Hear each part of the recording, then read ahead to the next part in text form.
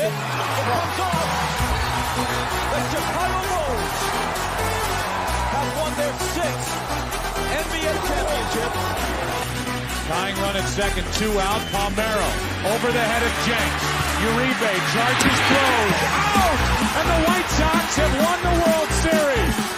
To the far side around the 8-yard line to Hester. Under it and to the middle at the 15, to the 20, breaks free to the 25, to the 30, to the outside, 40, midfield, 40, 30 to the coast, 20, 15, Hester 5. Oh! Touchdown! For the 3rd time in 6 seasons, it's one goal achieved. The Chicago Blackhawks win the Stanley Cup. A little bouncer slowly toward Bryant. He will glove it toward Rizzo. It's in time, and the Chicago Cubs win the World Series.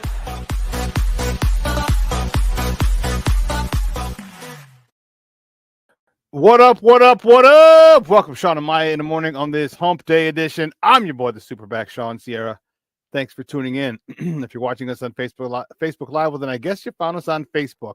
And if you're not following us on Facebook, what? Come on, go to Facebook, type in Sports Zone Chicago, click the like button, and now you're following Sports Zone Chicago. Simple. But wait, there's more. Go to the show's page, go to Shawn and Maya in the morning, like that page as well. So not only will you be following Sports Zone Chicago, but you'll be following Shawn and Maya in the morning as well. If you're watching this on our YouTube channel, excellent. And if you're not subscribed to our YouTube channel, come on, man. Go to YouTube, type in Sports Zone Chicago, click the subscribe button, but also click the notification button. That's the little bell right next to it, and that'll let you know anytime a show from Sports Zone Chicago is going live. Get it? Got it? Good. Now, if you're watching this on our mobile app, yeah, please don't tell me you didn't know we had a mobile app. Come on, baby, get up with the program. All right, we have a mobile app, so wherever you get your apps from, and it doesn't matter where you get them from, whether it's iTunes or Google Play or Amazon or Walmart or Kmart or 7-Eleven or Zayre, Zemsky, Macy, Montgomery Ward, Weebolts, Woolworths, Venture, Goldblatt's. It doesn't matter. You go there, you type in Sports Zone Chicago, you download it, you take us with you on the go. So not only do you get Shawn and Maya in the morning 3 days a week, not only do you get our other live shows throughout the week, and not only are they archived there like they are on Facebook and YouTube, but I'll tell you what, we give you a slew, and I mean a slew of articles, thanks to my man Clarence, Council III. Big up to Clarence for keeping you abreast of all articles Chicago sports related. Now, if you're watching this on our Roku channel, I like that kind of party, baby. And if you don't know, you better ask somebody. Sports Zone Chicago, we have our own Roku channel. So if you have a Roku television in the house, do us a favor.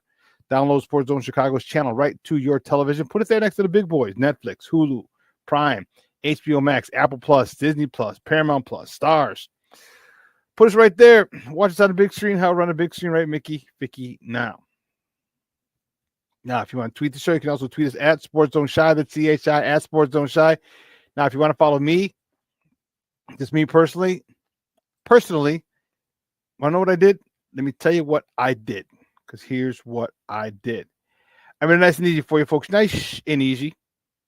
All right, one handle for Facebook, Twitter, Instagram, Snapchat, and TikTok. All one handle at the Shawn Sierra.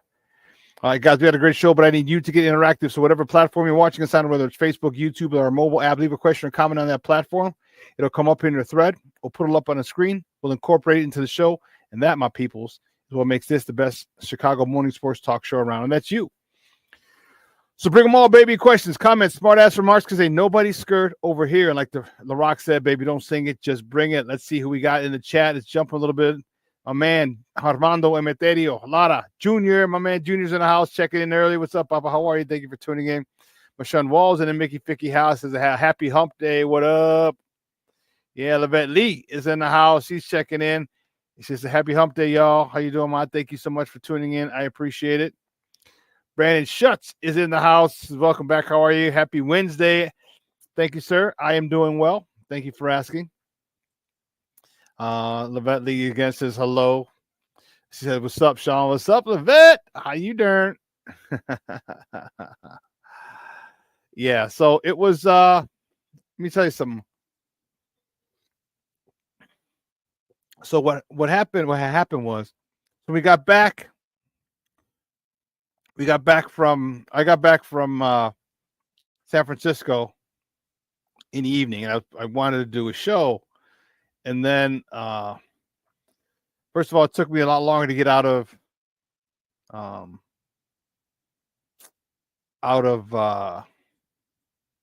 the airport. Then my bag was the last one. Like mine was the first one on, so was it the last? Was I the last one in? That's what it felt like. But anyway, I digress.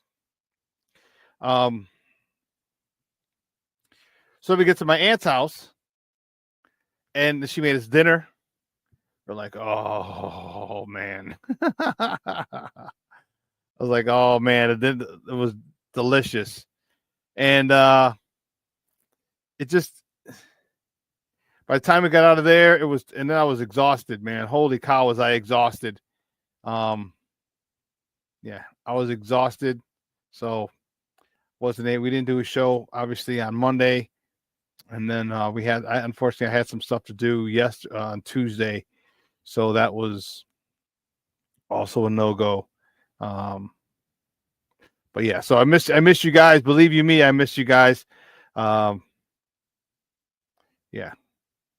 But I had a lot of stories, a lot of good stuff, good times in San Francisco. Like the Smoke Fellas always say, San Francisco was a whole vibe. San Francisco don't owe me anything after the time that I had there. It was just awesome. Awesome. All right, I'm uploading some pictures now. I was doing yeah, it was just nuts how there we go. Just a good time, except for the Bears game.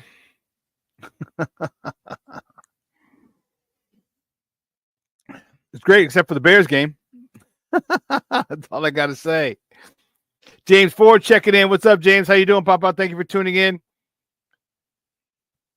So, there we go. There we go. Brandon Schutz says, "How was your flight?" Well, so I had a connecting flight. I had to change planes in Denver. I don't know when I got the ticket. I don't know why I did that, but anyway. So both flights were good. Coming back, yeah. The second flight from Denver to Chicago, that was a lot less crowded, and no one had any seizures like they did on my way there. Holy cow, was that crazy? Whoo, was that crazy? But it was good. It was good. And I was able to watch. I started watching. They had the Bourne Identity, Bourne Supremacy, Bourne Ultimatum. The Bourne Supremacy is the one I watched, where they kill his girlfriend in the beginning. They try to set him up. Yeah, I was watching that, so that was good. They got the in airplane Wi-Fi, and so I brought my tablet. I knew I've flown Southwest before, so I knew they had that. And I didn't want to watch it on my phone. I'm like, no, let me bring a tablet. So that's really the only reason I brought the tablet was to watch the movies on the flight. But yeah, thanks, Brandon. Flight was good. But man, we got a lot to talk. We have a whole lot to talk today. Holy cow.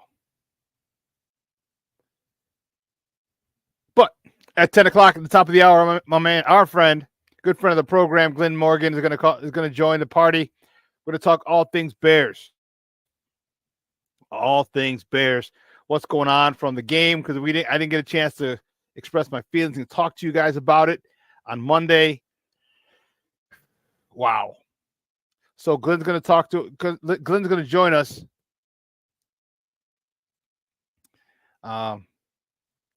She gets killed in the beginning. It's not Levette. She gets killed in the beginning.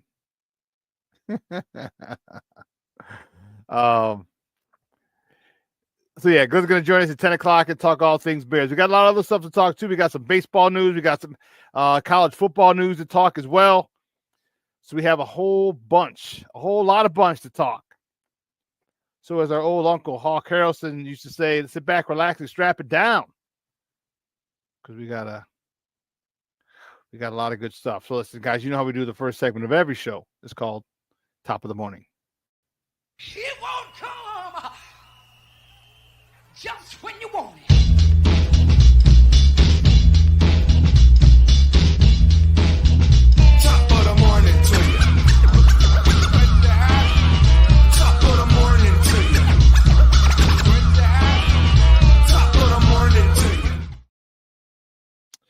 Yeah, the first top of the morning topic. We know where we're going to go with this one. Since it was our Bears. The Bears. What? Yeah, it was not good. Our Bears, unfortunately, fell to the San Francisco 49ers in Santa Clara, 38-13. Let me tell you something. I was really it was well it was embarrassing, and I was hoping and praying that they wouldn't score that touchdown at the end of the first half to make it 28-0. The Bears held them to a field goal, so it was 24-0. But Caleb Williams, he was 17 of 23 for 134 yards and 2 touchdowns with a 116.9 rating. DJ Moore, 6 catches, 49 yards. Rome Odunze, 4 catches, 42 yards, and 2 touchdowns. Yeah, it was not a good day for the Bears. 7th consecutive loss. They're 4-2 at one particular point, and they've lost 7 straight. So the Bears, they travel up to Minnesota on Monday Night Football, baby. That's what we're talking about. Monday Night Football. They go to U.S. Bank Stadium, the stadium that Kevin Warren helped get off the ground, get built in Minnesota for a Monday night matchup against the Vikings. Kickoff is at 7 p.m. Central Time. You can catch that game on Channel 7 here, locally, ABC 7, or also be on ESPN. You can listen to that or listen to it on their flagship station, AM 1000. That's ESPN 1000. I don't know if I could even think about picking them to win this. I don't have any confidence in them. Nothing. It's crazy. Well, folks, the college football playoffs are set. And man, are we fired up? Well, I'm fired up. I don't know about you guys, but I am fired up about it.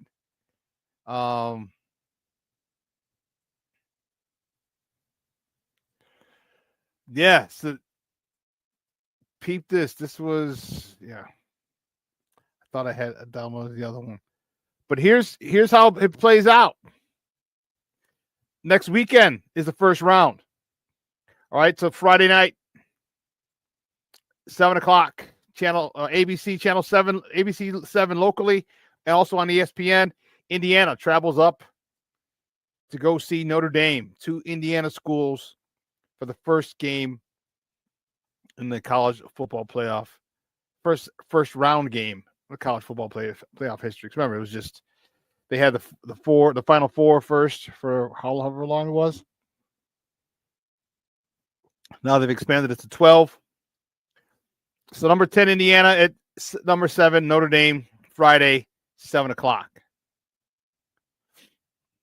Saturday, number 11 SMU is at number 6 Penn State. That's a nice early start. 11 o'clock in the morning Central Time. You can catch that game on TNT. The next game is Clemson. Is number 12 Clemson at number 5 Texas. That game is at 3 o'clock Central. Obviously, right after the SMU Penn State game. That game is also on TNT. Then the final game of the weekend, excuse me. Number 9, Tennessee at number 8, Ohio State. That game is at 7 o'clock. That game is on ESPN. Those are the 8 teams that are playing that next weekend. And the 4 teams with the bye. Number 1, 2, 3, and 4. Number 1, Oregon. Number 2, Georgia. Number 3, Boise State. Number 4, Arizona State. Arizona State jumped up and knocked out Notre Dame. Well, Notre Dame fell a little bit due to the conference championships. Boise State jumped up in there. That's crazy. That's really, really, really nutso. Notre Dame fell from 4 to 7. Boise State and Arizona State leapfrogged them. But that's what you get when you don't when you're not in a conference and can't win the conference championship.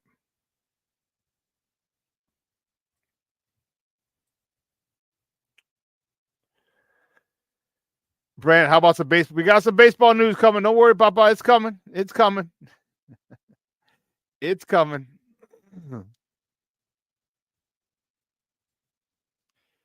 It's coming. Next topic, the Heisman Trophy is going to be handed out this Saturday. Finalists are Oregon quarterback Dillon Gabriel, Boise State running back Ashton Jeanty, Colorado two-way superstar Travis Hunter, and Miami quarterback Cam Ward. Those four will be in New York for the ceremony. It seems like it's a lock, in my opinion. It seems like it's a lock for Travis Hunter. I think Ashton Jeanty put up a good fight, but I think it's the competition, the level of competition that he played at. And it's just tough to say Travis Hunter is not the best college football player in the country. It's tough to say that. All right, with him playing both sides of the ball, very rarely coming off the field. Yeah, it's tough. It's tough. So I think it's just a foregone conclusion that Travis Hunter wins the Heisman Trophy. That'll be a great thing for him. Next top of the morning topic, the Blackhawks tomorrow are on Long Island.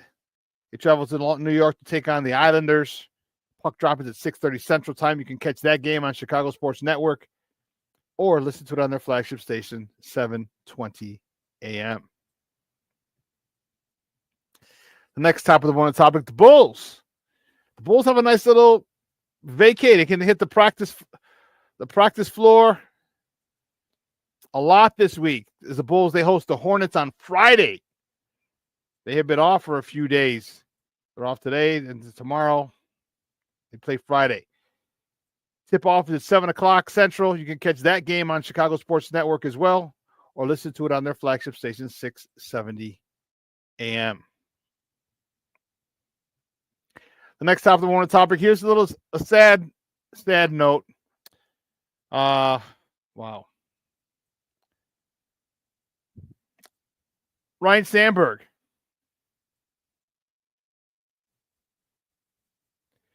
Chicago Cubs legend Ryan Sandberg announced on his Instagram page. All right, he announced on his Instagram page that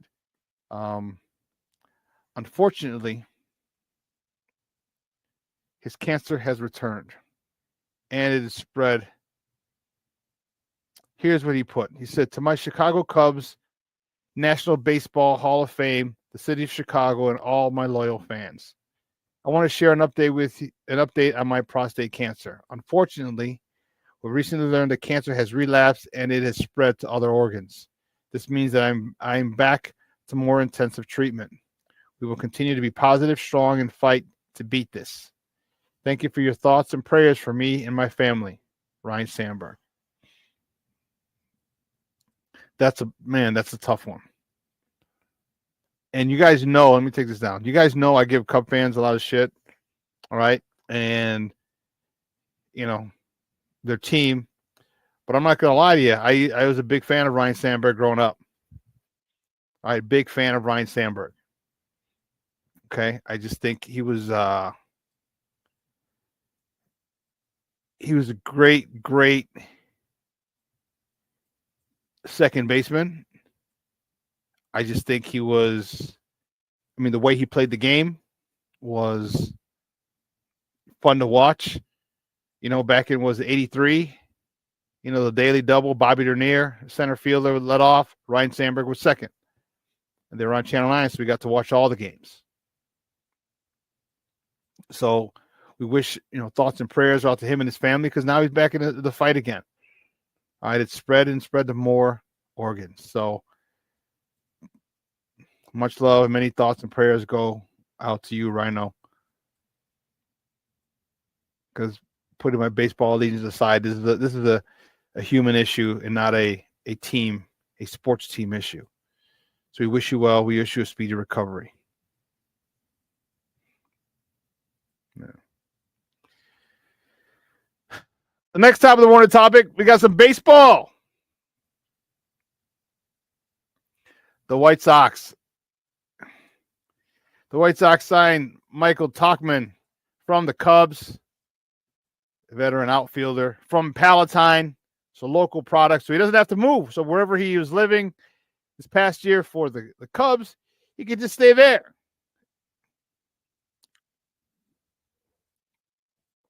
And I don't know, I can't say if his commute's going to be longer or shorter because I don't know where he lives, but he's staying in the same city.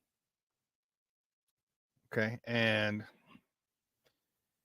the thing about the Tauchman signing is it looks like he's going to be they signed Austin Slater as well. The White Sox did, so it looks like it's going to be a right field platoon with those two guys this season. Let's see the next top of the morning topic. Stay with the White Sox real quick. The White Sox get the 10th pick in the Major League Baseball draft. And you're wondering, well, wait a minute, didn't they have the worst record in the history of baseball? You should get the number 1 overall pick. Yes, you would think. However, all right, and this is according to Darryl Von Shawn in today's Chicago Sun-Times. I'm going to read it. Major League Baseball has discouraged tanking. So because of the rules, the 10th pick was the highest pick that they were awarded. All right, the Nationals won the first pick. So the White Sox got the 10th pick in the first round, but in rounds, every other round, 2 through, I forgot how many rounds there are in a baseball draft, they will have the first pick in the second, third, fourth, fifth, and accompanying rounds because of the worst record. All right. Also, the White Sox get the pick in the Rule 5 draft today as well.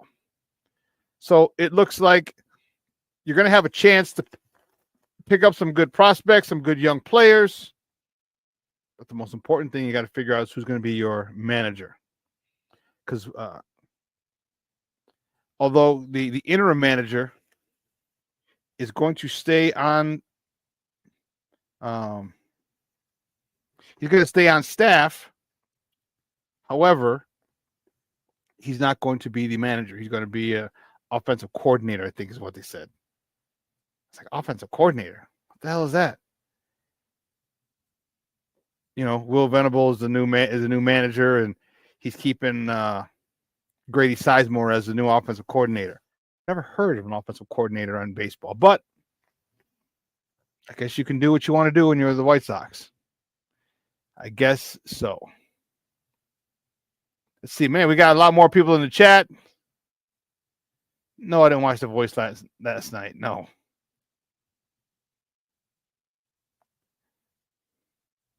Mr. Shorty's in the house. What's up, Popeye? Says happy hump day, zoners. Hope you at least had fun in San Francisco. I did. Thank you. Prayers for Sandberg. Yes. Junior says, I remember the Sandberg game like it was yesterday. Yeah, he hits 2 homers in the 9th and the 10th inning off of Bruce Sutter, the top. I think he was the top reliever in the top closer at the time in baseball. My man Mondo said Tauchman is the best player on the White Sox worldwide. He probably is. Probably is. Jason says tanking. The White Sox were terrible. How the hell were they tanking? We're not bad on purpose. We're just bad. Yes. Yes.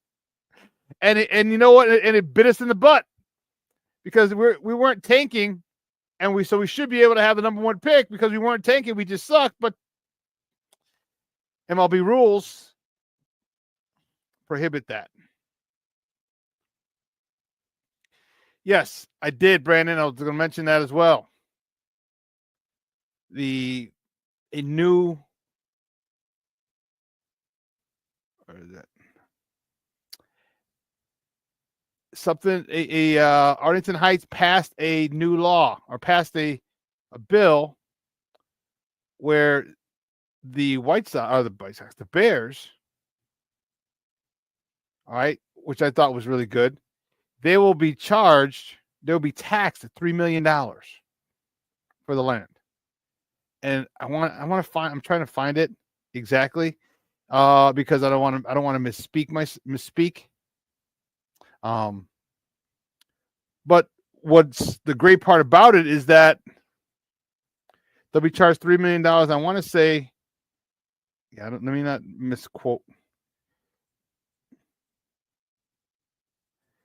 It's going to be for like 9 years.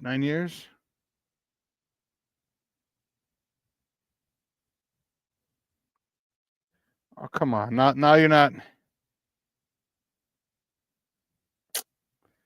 Oh, goodness. Now they're not giving it to me here. All right. But anyway, we'll get to it. Yeah, so they got the tax issue ironed out, which is great. All right, it makes it easier for them for the Bears to go and to start or put shovels in dirt. All right, if you're getting charged $3 million only in taxes, that's a good deal. That's a great deal, actually. So my question is, it just goes to show you how bad they were trying to screw over the White Sox to begin with. You know what I mean? That goes to show you how bad they're trying to screw them over.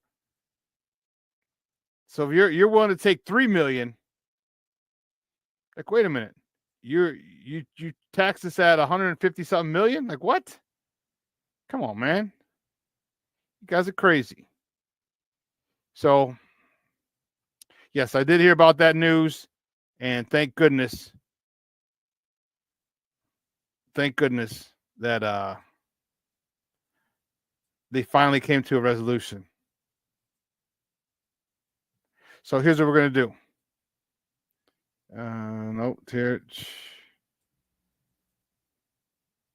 Let's take a quick break. All right. On the other side of the break, we'll have more top of the morning topics. So don't go anywhere, folks. Keep it locked right here. Shawn and Maya in the morning on Sports Zone Chicago.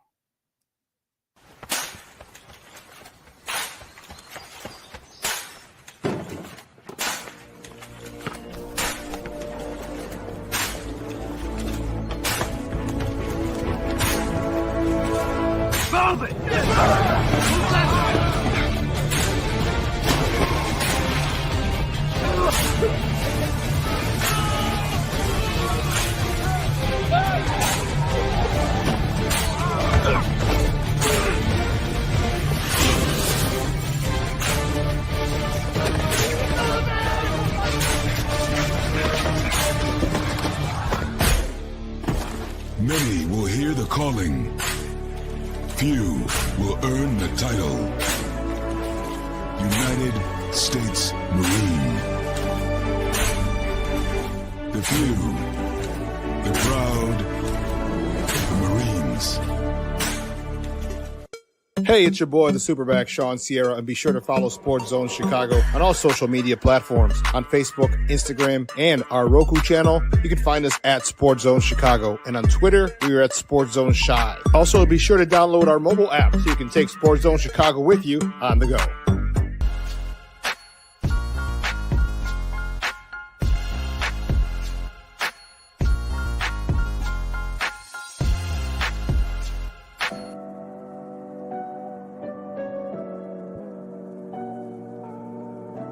How do you take care of your mind health?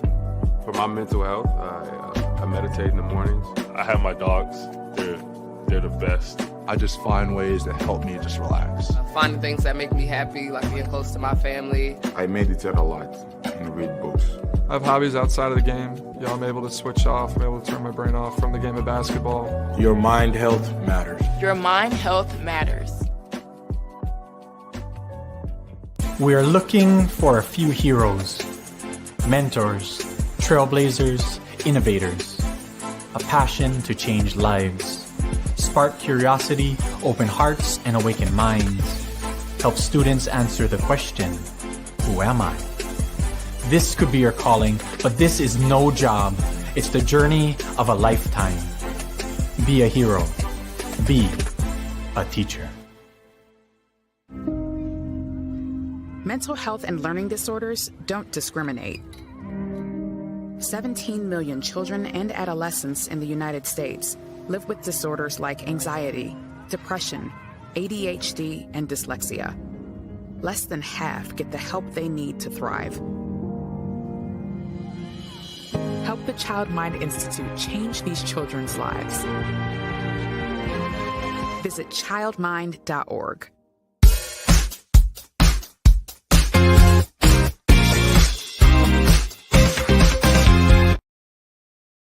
Great skill guys. Second down and 8. Williams' pass is caught for a first down by Odunze. Shanahan gets another challenge because he won one of the first two.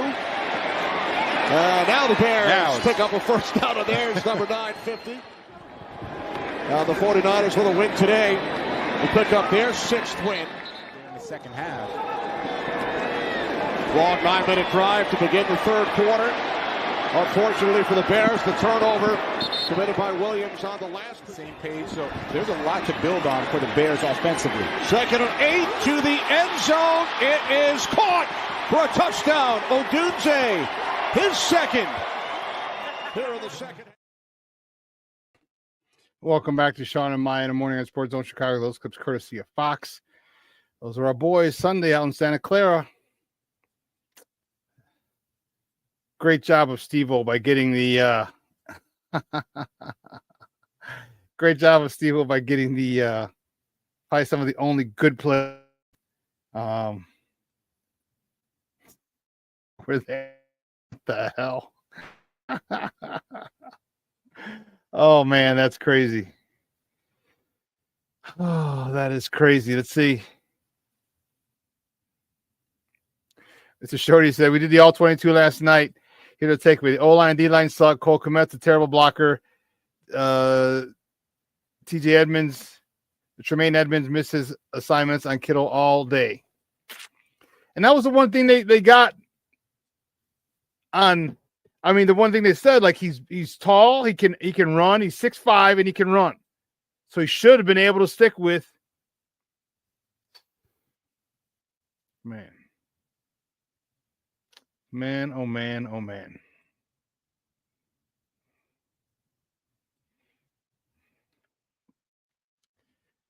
It's god awful. God awful. You know, I don't even know what to say. One of the last things I want to talk about, this is crazy. So you guys know that Juan Soto signed with the Mets. 15 years, $765 million, right? Okay, we knew that. But here's the crazy part. He stayed in New York City. He was going from the Bronx to Queens, and he wants to keep his number 22. There's a small problem. There's already a guy on the Mets who has number 22. Brett Beatty wears number 22. Okay? So now, there's two things that need to happen for him to keep, for Juan Soto to get number 22. First, he has to work out a deal with Beatty to be able to wear 22. That's for starters. I think we knew that. That we knew was going to have to happen. Secondly, and most importantly, according to CBA rules, this is coming from Bleacher Report. All right, Adam Wells from Bleacher Report writes, Soto would need to then purchase the existing merchandise inventory with Beatty's name and number on it, per a rule in the collective bargaining agreement. The rule stipulates that a player number changes must be requested by July 31st of the previous season, but there are two possible exceptions available. One is the already listed method of purchasing the remaining inventory. The other is if the player who previously wore the number changes teams, which doesn't apply in this situation since Beatty is still on the Mets. The situation arose last year when Carlos Santana signed with the Twins and had a deal with Joe Ryan to wear 41.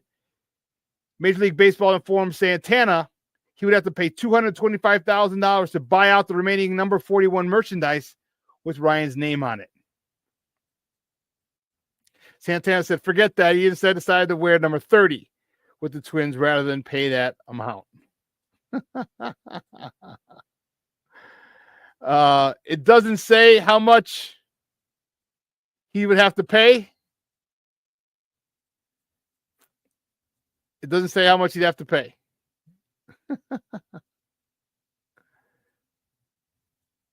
Yeah, I'm looking at it. Yeah, it doesn't say. But he may not want to pay it. He may not want to pay it. So that's just a little thought. I just thought that was kind of crazy. Just thought that was crazy. MLB rule. So thought that was nuts.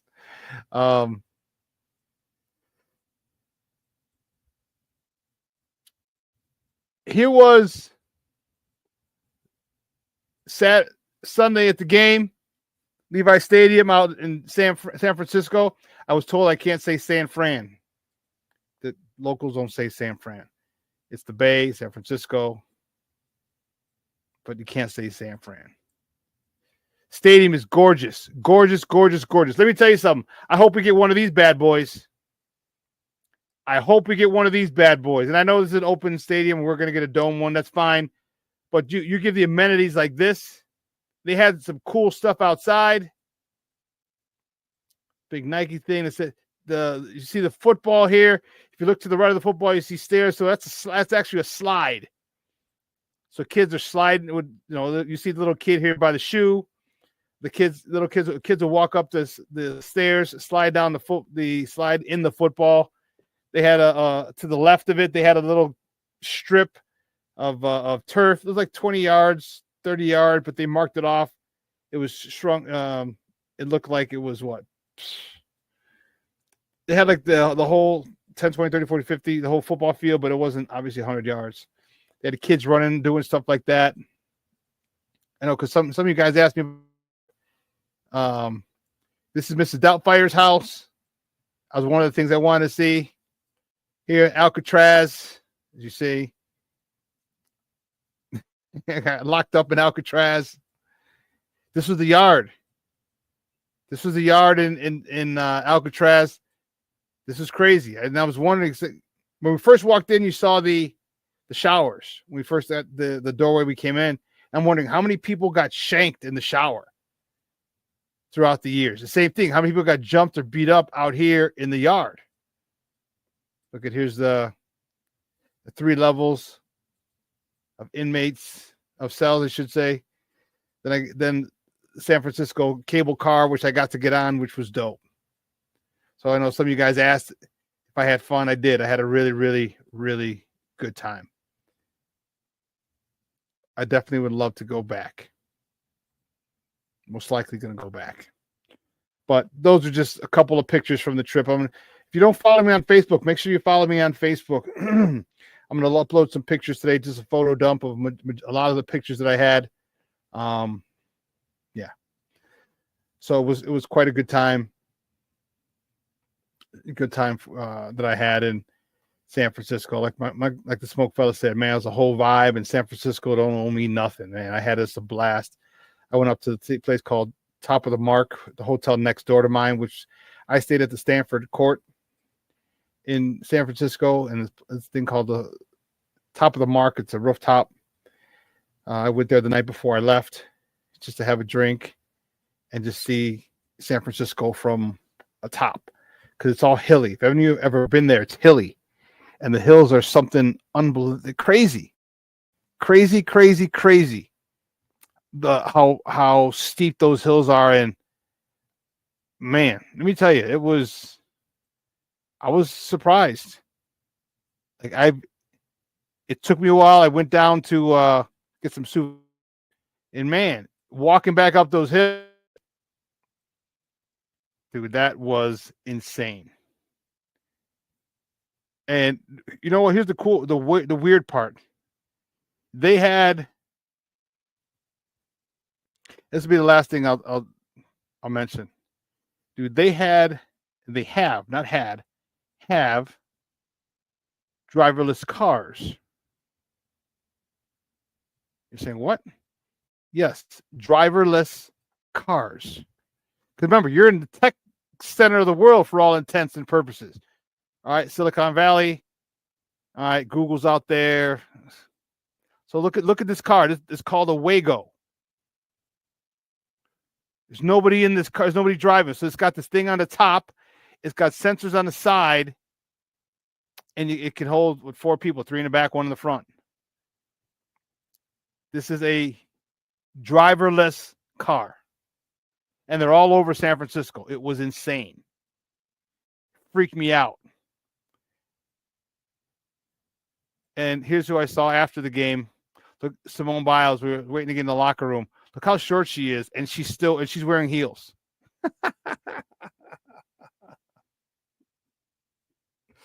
So, needless to say, San Francisco was a great, great, great time.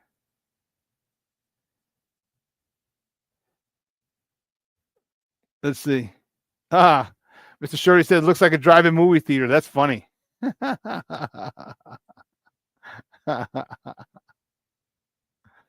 Oh, man.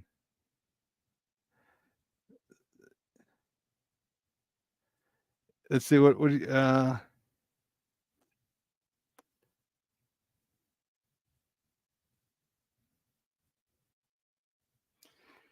yeah, so it was a great time, except for the game.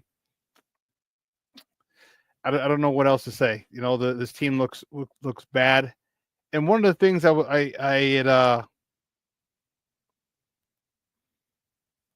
I determined from just the attitude and the vibe that I got, I think everybody's checked out. I think they're all checked out. Brandon, go to my Facebook page, Shawn Sierra. Just type in Shawn Sierra, I'll come up. Go to Sports Zone Chicago as well. The one thing that really bugged me was this. And I asked the players this too. I said, why did you start off so slow? What do you think was the cause of it? And I'm like, you guys that, according to all reports, there was a great week of practice. The energy was high. Everyone was fired up, blah, blah, blah, blah, blah, blah. There might be a uptick in energy and in performance due to a new coach. And it was none of that.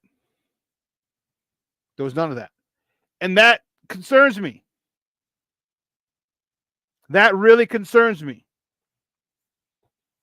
Because you talked all this, you wanted Eberflus fired, is what it seems like now. You wanted Eberflus fired. You got him fired.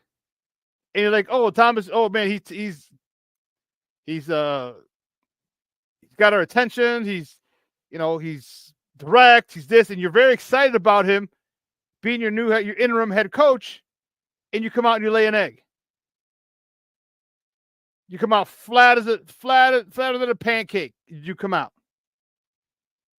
and that's a shame. That showed me that they're done. But even more importantly, so when we go down, we have to wait. There's a cooling off period. The coaches talk to the players, and they have they get time to go shower, whatever, before they let us into the locker room.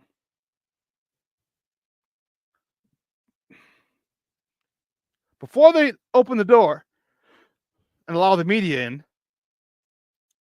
a slew of players bounced already. They're coming out past us, and you don't ask them questions at that point in the hallway. But so many players had come out, and this happened in Chicago too, had come out before the media had access. So we come in, the locker room's half empty. A quarter of the players are there dressing. The other quarter players that are in there are in the shower. So about half the locker room is gone by the time we're allowed in. They want to get out of there. They don't want to talk to anybody. And I saw a couple of linemen. I interviewed Matt Pryor, Tevinjenkins, and right before, it just seemed they just didn't. A couple guys seemed upset, but I just didn't get the whole vibe. Like everyone was pissed about this loss.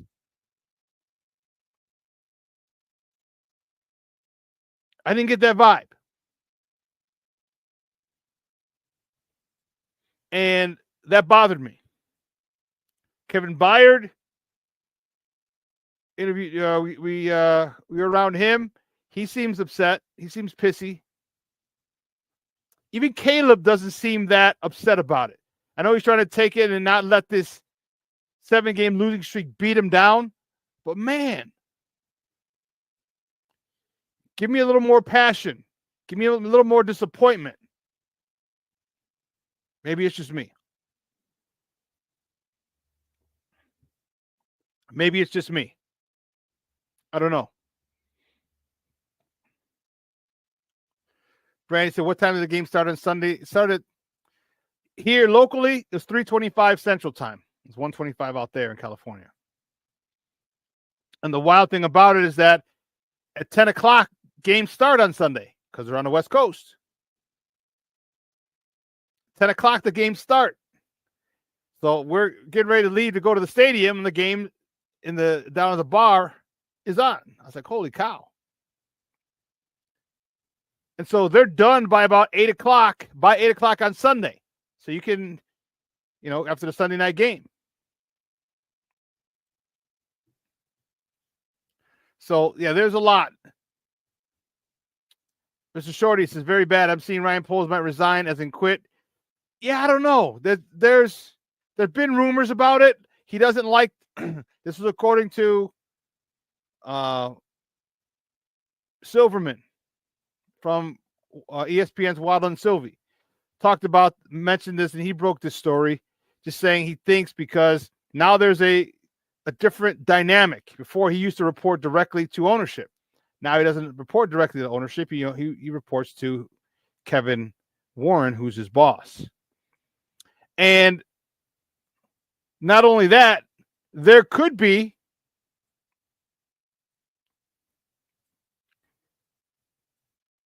some issues, because if the rumors are true, and rumors stated that Ryan Poles wanted to dismiss Matt Eberflus in the offseason, but the owners wouldn't let him.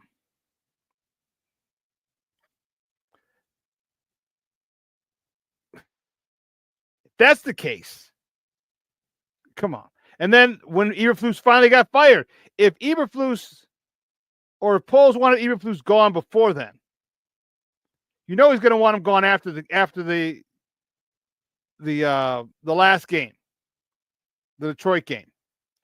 And it should have been a no-brainer. He shouldn't have gone out to talk to the media. But he did. They let him go out there. And the questions are going to be about his job security. And he looks like a fool saying, yeah, I feel comfortable. I'm going to be coaching this team next week. I'm going to get prepared for Wednesday, blah, blah, blah, blah, blah. And then you fire him.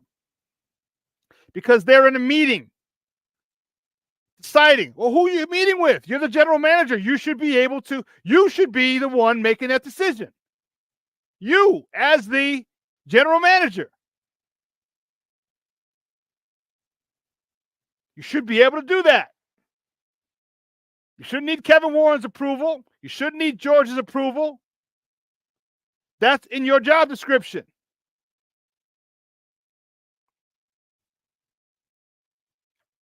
So apparently these things are what Ryan Poles is upset about. And if you saw the interview with Kevin Warren and Ryan Poles, Ryan Poles looked like a scolded child. He was quiet. His body language said a lot. His body language said a lot.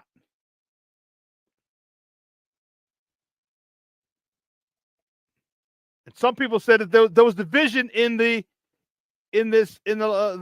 front office about keeping Justin Fields. And then rumors had come out, and again, I don't know how true they are, that Kevin Warren didn't want him because Justin was against Kevin Warren when he was at Ohio State. Remember, during the COVID thing, they wanted to play. Kevin Warren wanted to shut the season down. So apparently there were still some hard feelings, or allegedly there were some hard feelings, and so Kevin Warren said, "No, I don't want him. These are the rumors."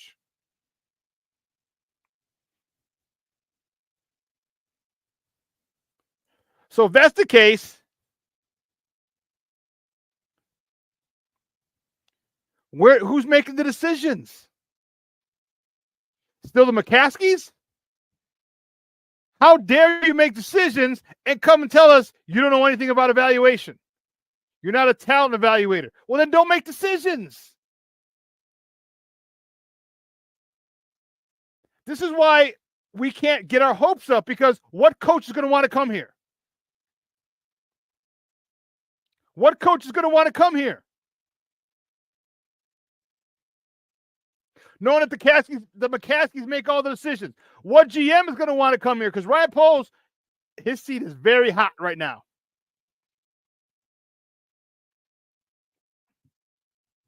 What GM is going to want to come here to knowing that his voice isn't the last one heard.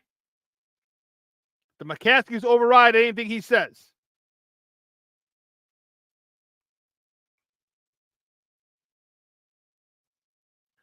We're going to Minnesota.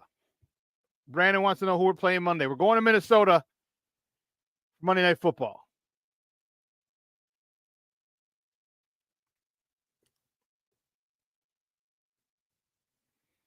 And multiple reports have it about the Eberflus situation is that, yes, he selected Eberflus, but he selected Eberflus out of a pool of 3 candidates that he didn't decide on.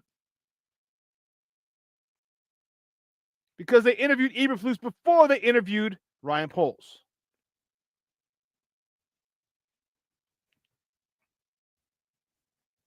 So he wasn't Ryan Poles' guy. So by semantics, you could say he chose him. Yes, he did. But that's he didn't get to choose him from all the candidates that were available. He was given a list of 3.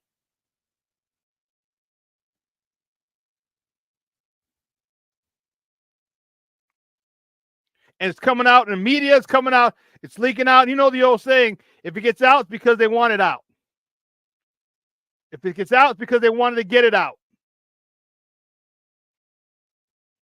And this is going to stop any competent coach from coming here. Any competent GM from coming here, because you're not the final say.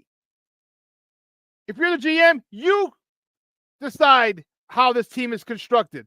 Not the president of football operations, not the owner, you. That's your job title. And then we wonder why it keeps getting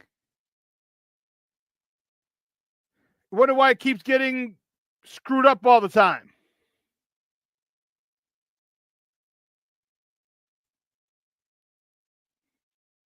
It's a damn shame.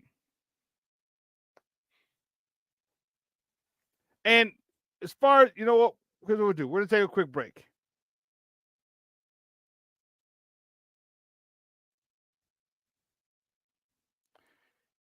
Give me a moment. Let's take a quick break. On the other side of the break, we're going to welcome our guy, Glynn Morgan.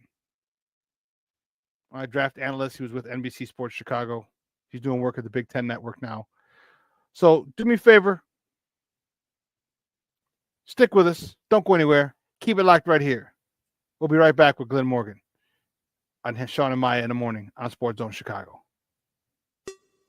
Hey, it's your boy, the Superback, Shawn Sierra, and be sure to follow Sports Zone Chicago on all social media platforms, on Facebook, Instagram, and our Roku channel. You can find us at Sports Zone Chicago, and on Twitter, we are at Sports Zone Shy. Also, be sure to download our mobile app so you can take Sports Zone Chicago with you on the go.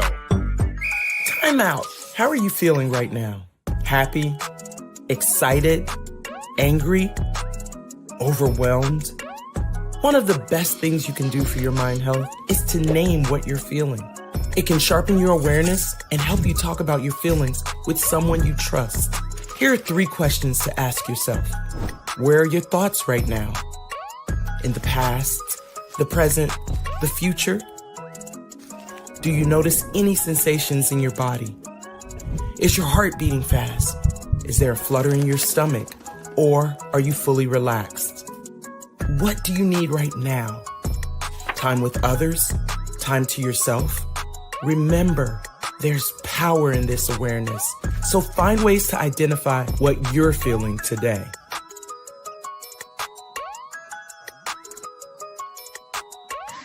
Hi, guys. Hey. Hi, Megan. Hey, Jessica. Megan, you're a tramp. Brian Fitch told me you guys made out. Everybody knows. He said your breath smells like garbage. And he almost puked. He says you're the most desperate girl he knows, besides your mom. How many boyfriends does she have anyway? Lots? Your makeup makes you look like a clown. That zit is huge, zit face.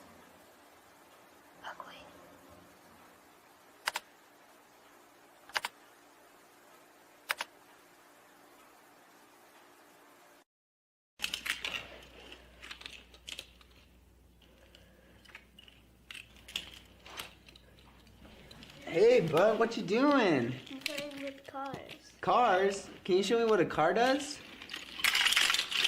Whoa, whoa, whoa, whoa, whoa. Hold on a second. First of all, this is a school zone. So you need to put down your cell phone, stop texting, and let's get to driving. Now you're coming up to a stop sign, right? You need to slow down and stop before you hit that Y line. I want you to look left, right, left. You don't want to get hit by a car going on your left, and to your right to make sure you don't get sideswiped by a guy coming from your right. You're coming, and you see a crosswalk. You better slow your horses down, because the #1 rule of driving is always yield to pedestrians. Now stop, pull over, and you are done driving. Gosh, what do they teach you kids in school nowadays?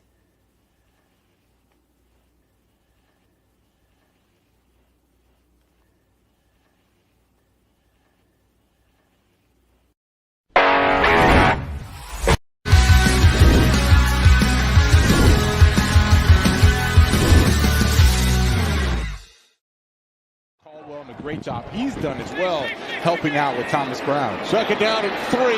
Catch made for a first down by 3. Here's Swift. They keep it on the ground. And Swift picks up a first down. Third down and 2. Williams complete. It's a first down. Keenan Allen. That's his first catch today. With Caleb Williams, they have a really nice connection. Long toss Charger. This is DJ Moore. Moore works his way inside the 10-yard line. This drive. There's Swift. DeAndre Swift picks up a Rams first down. 3rd and goal. Williams throws, corner of the end zone. It is caught for a touchdown by Roma Dunze. Welcome back to Shawn and Maya in the morning on Sports Zone Chicago. Those clips courtesy of Fox. Again, those Raw Boys, baby. Those Raw Boys on Saturday, Santa Clara. Beautiful, beautiful Levi Stadium in Santa Clara, California. Our boys laid an egg. Nothing more, nothing less. All right. Fall into the San Francisco 49ers 38-13.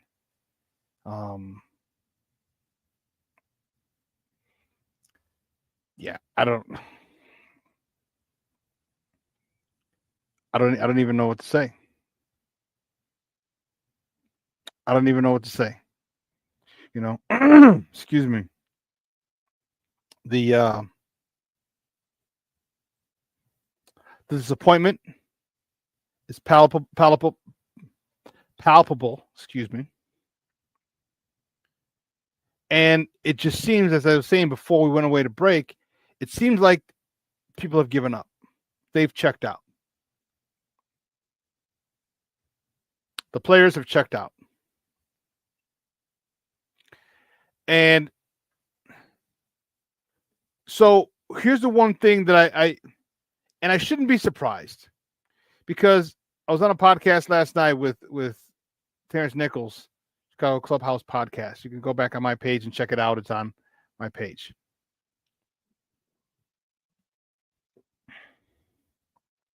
And the thing I said was, this is very similar to the White Sox. I said, you cannot give a rookie manager, which is baseball, a rookie coach in football, you cannot give him an underperforming veteran team. You just can't do it. Guys are setting their ways. Guys are making their money. Guys are going to do what they're going to do at that particular point. They know you're young, inexperienced. Because there should have been a bump. There should have been some sort of excitement. Should have been some sort of energy in the first half, and they had none. You got what you wanted in Eberflus being dismissed. You said all the right things in practice about Coach Brown. So you're waiting for, I don't know, some enthusiasm, some energy for this with this team coming out to start the game against a 49er team that was fighting for the playoffs, but they were injured. No Trent Williams, the best left tackle in the game. No CMC, the running back. A couple other key players were out, and you came out flat. Flat. This tells me they're checked out. That's what this tells me. You're checked out. They made adjustments at halftime. Now, that's over there. Shoot.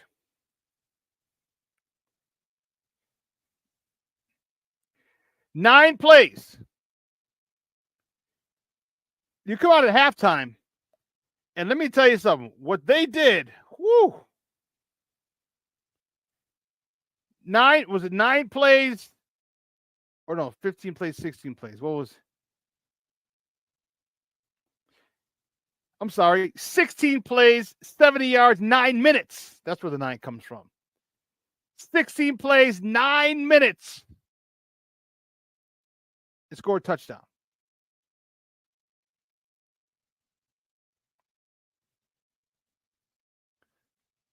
Two-point try failed. Plankster checking in. What's up, Papa? I said, good morning, Shawn. Sports owners works crazy. Nothing but meetings. Bear down. Bear down, baby. I appreciate you checking in, Papa. I appreciate it. You take 9 minutes off the clock. You march down the field, punch it in. Now, why? Because it was 24-6 at that particular point. I don't know why you went for 2. You would have to go score 3 touchdowns and 3 2-point conversions. Doesn't make sense to me. I'd rather go 3 touchdowns and a field goal. But I digress. That's the thinking that this organization had. The defense. My goodness.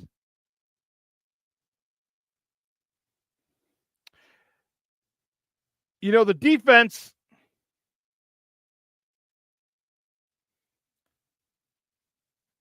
I don't know. They got a guy named George Kittle over there. The tight end is pretty good. Why you wouldn't want to cover him?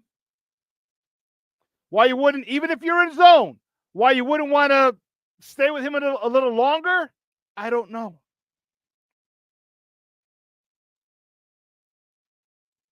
I don't know. Running wild, 151 yards. And there were chunk plays too, my goodness. And from up there, I'm like, I was sitting next to a young lady who's actually, she lives in the Bay. She was working in Chicago.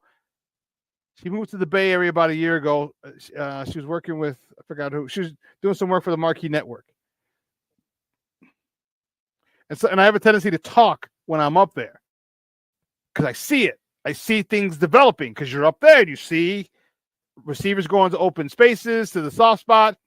I'm like, oh, damn, Kittle's open. Connect. There he goes running.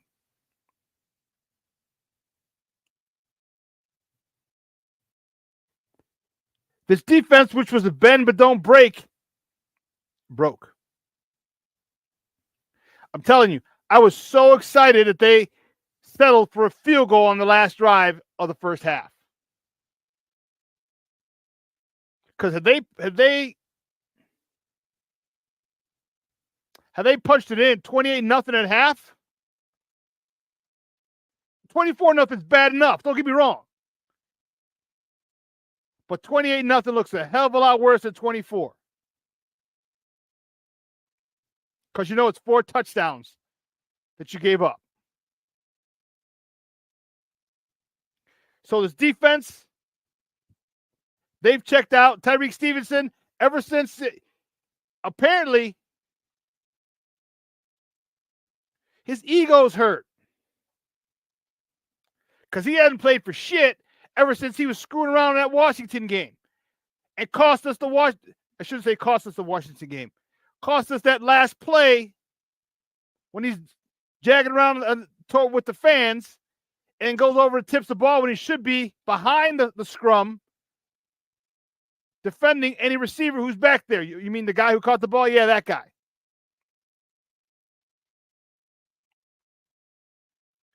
Where's he been, Tyreek Stevenson? Besides tripping a defender and getting fined for it. His aggressiveness is gone. It's like he's been spayed or neutered.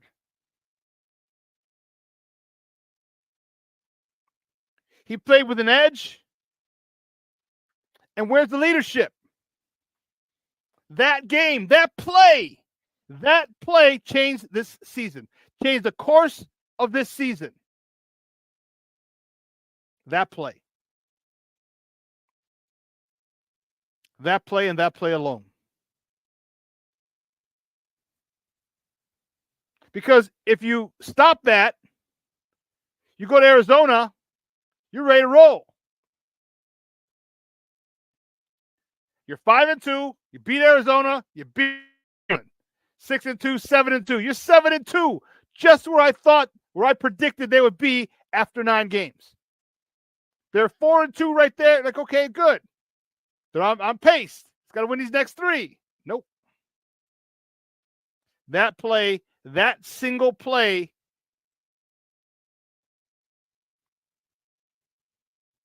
changed the course of this whole season.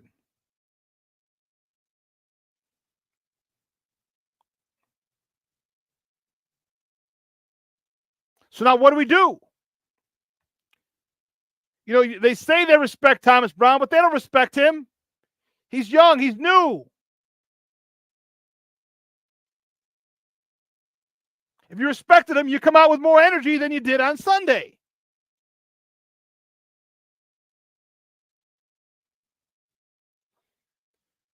So now you got 4 games left. Starting Monday night. Monday night in Minnesota.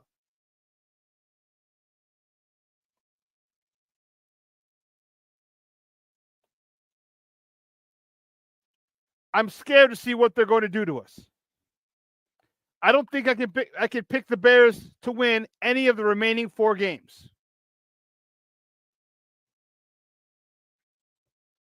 I don't think so.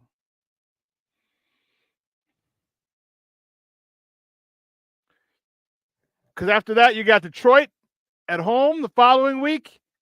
Then you play Thursday night after that Detroit game. You play Thursday night. The Seahawks are here. Then you go to Green Bay.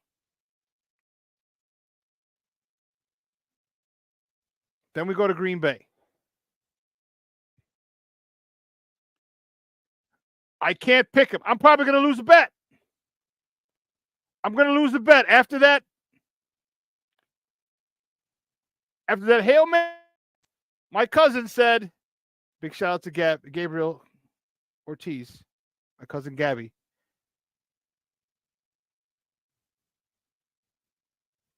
He said the Bears aren't going to win another game the rest of the year.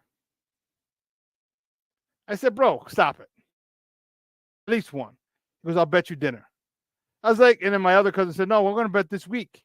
So my other cousin lost because they lost the following game, the Patriots. And I'm like, I got the rest of the season to win one game? I'm in.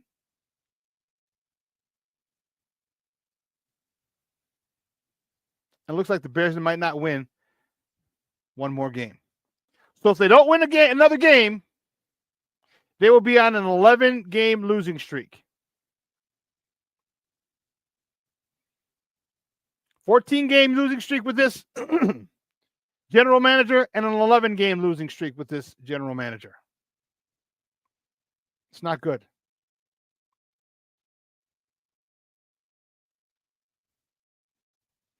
And here's why this is so tricky, because we're all talking crazy about Poles, which he deserves. He hasn't built the offensive line. Nope. But if he wanted to get rid of Flus last year and get a new guy in here, he should have been able to do that. A guy who might have been able to change this course.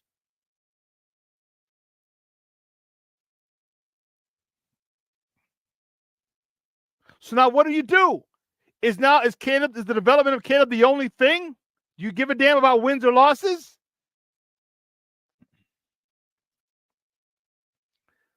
My man Black Diamond checking in. It's the top of the morning, Shawn. Rumor of Vrabel is a favorite. Yeah, that's what the rumor.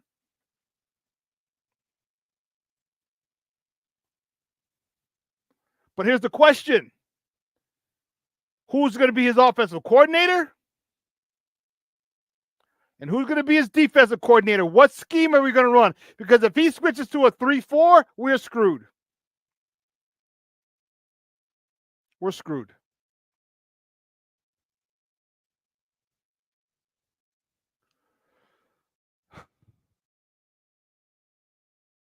It's going to take us another 2 years to dismantle that defense and build it back up. Now you're in Caleb's third year. Now you have to decide on his fifth-year option.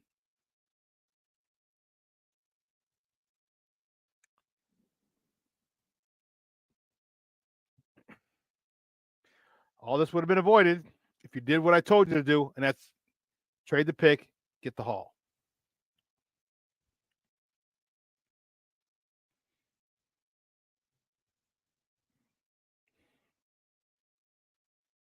Monica, Jeremiah, what's up?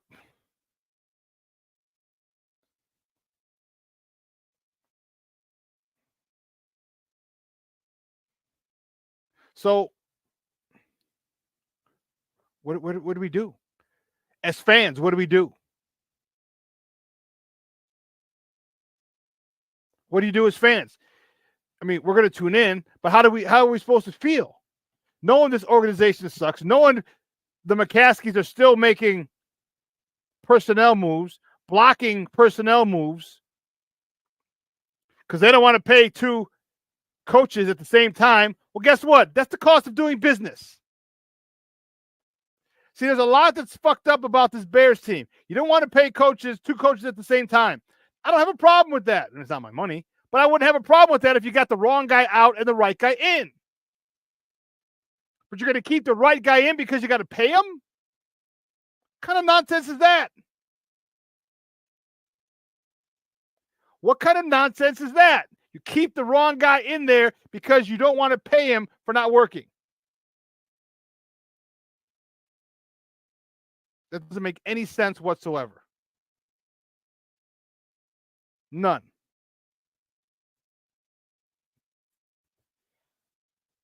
None. And this is why this organization is the laughingstock of the NFL. You should give your people the autonomy to do their jobs. Let them do their job and make decisions off of that.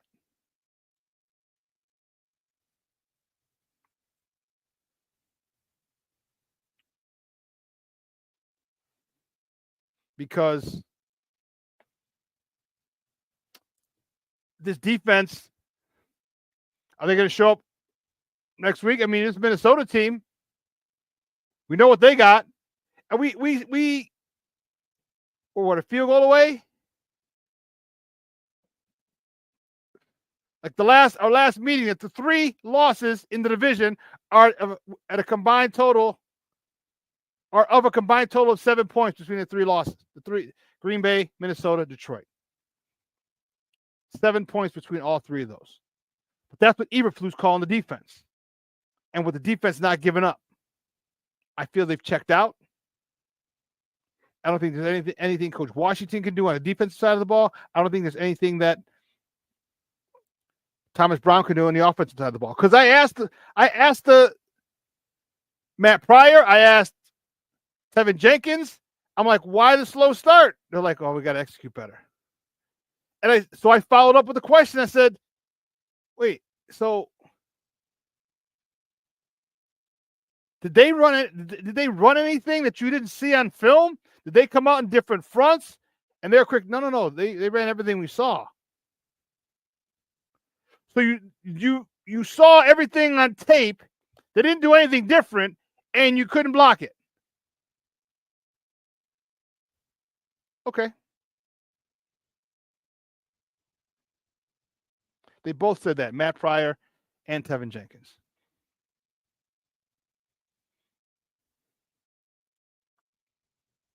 So you're saying you guys suck.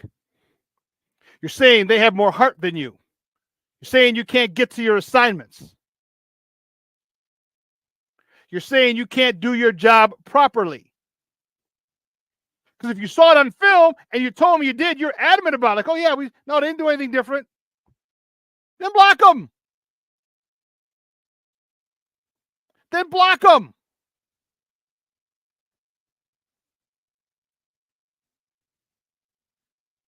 So offensive line's not going to block. Defensive line's not going to stop the run. Secondary is going to continue to give up big plays in zone. So what do we do? What do we do?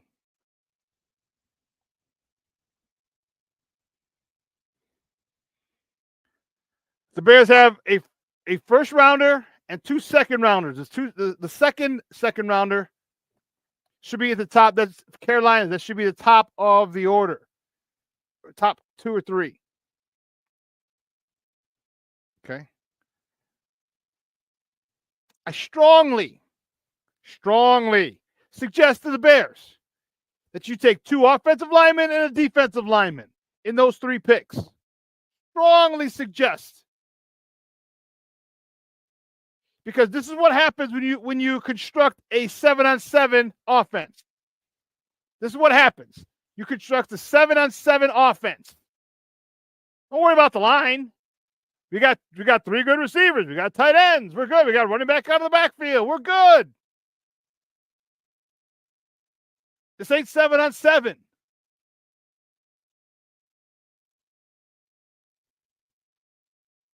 You're getting your asses handed to you.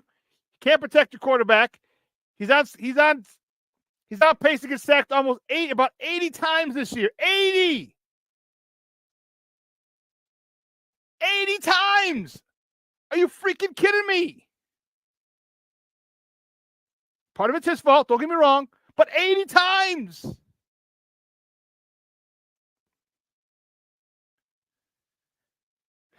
I don't believe it. It's crazy. Well, we're going to ask my guest his thoughts. Because now you're getting me fired up. The more I'm talking, the more and more I'm getting fired up. Because you build a 7-on-7 squad. You got a team that's checked out. Tyreek Stevenson is a head case. He just wants to trip receivers on the sideline as they come out of bounds and get fined for it. My number ones, my top 3, 1A, 1B, 1C receivers want to drop passes all over the place.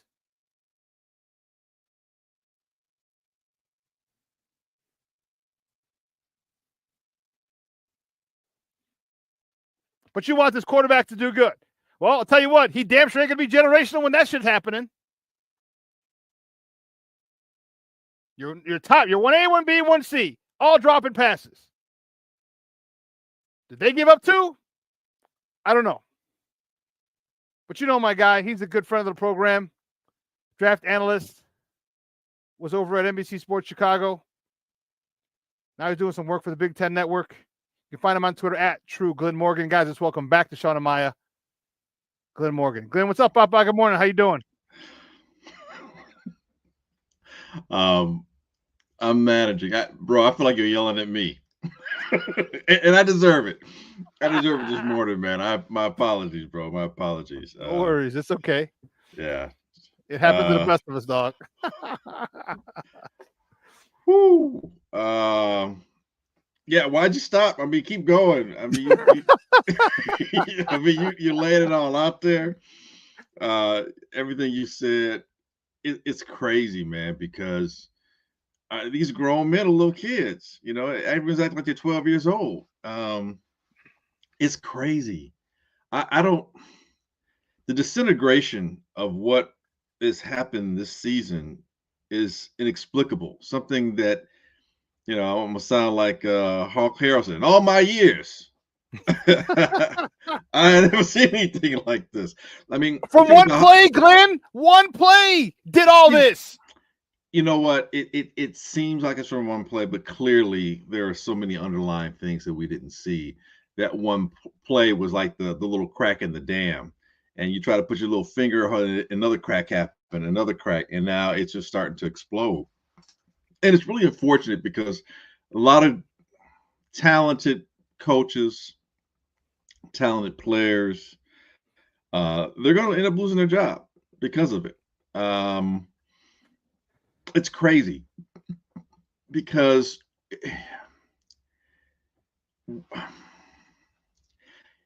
you just mentioned Stevenson and what he's done. And Stevenson is one of the players that I was pumped for when before he got drafted, leading into the year that he got drafted. Very talented player, very gifted player, you know, all these things. And to see him just, you know, become a complete knucklehead this season, to see DJ Moore do things where he's, you know, staying on the sidelines while the play's still going on. And again, you know, anything could have happened. He could have blocked downfield. It could have been a fumble, you know, any of those kind of things. He could have, you know, if guys are checked out during the game. I mean, you know, obviously, I just, you know, we earlier alluded to Stevenson. You talked about tripping people, and obviously, like the one play you're talking about, I would imagine is the Hail Mary in Washington, and it seemed like everything just seemed to go, you know, downhill since then. You're seeing veteran players, you're seeing young players, you're seeing, you know, coaches just being checked out doing weird things, and inevitably, invariably, who do all these fingers pointing back to? No, it can't be Eberflus. He's gone. It points to polls. I mean, it points directly to polls. And you know, I'm not trying to do the, you know, I told you so train or anything like this. But what I was saying is that let's hold off on the, you know, and polls I trust thing. I'm like, there's still some things here I've got questions about. You know, the offensive line was a big question. His ability to draft receivers. I mean, the guys he's drafted who are receivers outside of a doomsday right now, Tyler Scott's on a milk carton. I ain't seen that brother since, you know, Hard Knocks. Yeah. You know, it's a hard life, you know, hard life for him. You know? Cue up Jay-Z. Yeah. You know, it's weird, you know. The offensive lineman he's drafted, Darnell, you know, starting to look kind of iffy. I mean, he's okay. He should be fine. But, you know, your top 10 pick shouldn't just be okay, be fine. You need to be dominant. We need to see you escalating, you know. We need to see you be Tristan Wirfs right now, you know. Not just, you know, whiffing, you know. Braxton Jones, play the dude, you know, 3 years and you still not strong enough to hold a bull rush. Yeah, Gratos Matos is getting you. Come on, bro. I mean, you know, it's just it doesn't track. It doesn't track. It doesn't, Glenn. And I'll tell you, in the locker room, and I said this before you came on, I got to feel. I felt that they checked out. I just felt it. So, you know, obviously there's a cool down period before the media is allowed in the locker room. Bro, I'm telling you, about half the locker room was bounced. So we get in the locker room. There's half the locker room in there. A quarter of them are changing. The other quarter are in the shower. And it's like a ghost town. And this happened in Chicago, too, the last game in Chicago. Like, these dudes are out. They're bouncing. Like, I haven't seen Keenan Allen once. I don't think I've seen Keenan Allen in the locker room. I've been there for the last 4 weeks. 4 of the last 5 weeks I've been there. I ain't seen Keenan Allen in the locker room. So that's a I'm wasted like, damn, trade. dog. That's another wide receiver who you traded for, although not a knucklehead like Claypool, is clearly not with it, not tuned in, not being psychologically invested, and all these guys, it's like players, you got what you wanted.